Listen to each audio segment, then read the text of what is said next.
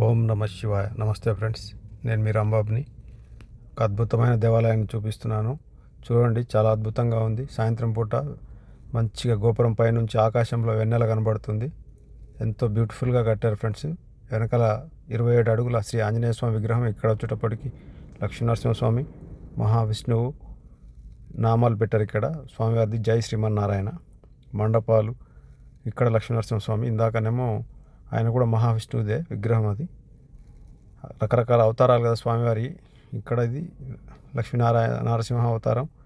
ఎంత బ్యూటిఫుల్గా ఉందంటే ఫ్రెండ్స్, ఎంత బ్యూటిఫుల్గా ఉంది. ఇక్కడ వచ్చేటప్పటికి కార్తీక మాసం అవడం వల్ల ఇక్కడ దీపస్తంభం దగ్గర ప్రతి ఒక్కరూ అద్భుతంగా దీపాలు ముట్టించి కార్తీక మాసం జరుపుకుంటున్నారు. కొన్ని వేలల్లో వచ్చారు ఫ్రెండ్స్ ఈరోజు. అసలు ఎంతో అద్భుతంగా ఉంది దేవాలయం. నచ్చితే మాత్రం ఒక లైక్ చేసి సబ్స్క్రైబ్ చేసుకోండి ఫ్రెండ్స్. చాలా బ్యూటిఫుల్గా వాటర్ ఫౌంటైన్ పెట్టారు.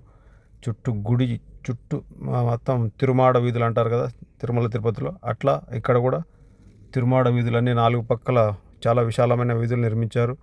వాటికి అనుకూలంగా మొత్తం చిన్న చిన్న దేవాలయాలు. తర్వాత ఇక్కడ గరుడ స్వామి ఉన్నాడు చూడండి. తర్వాత గోపురం, ఇది మెయిన్ గోపురం అనమాట. మనం దేవాలయంలోకి ఎంటర్ అయ్యేది ఆ ధ్వజస్తంభం.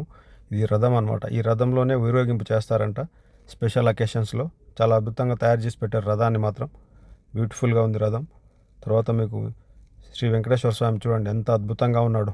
ఓం నమో వెంకటేశాయ, ఓం నమో శ్రీనివాసాయ, ఓం నమో భగవతే వాసుదేవాయ. ఫ్రెండ్స్, ఒక్క లైక్ చేసి సబ్స్క్రైబ్ మాత్రం చేయడం మర్చిపోకండి friends. Thank you friends, thank you for watching. చూడండి, ఏడుకొండల స్వామిని దర్శనం చేసుకోండి.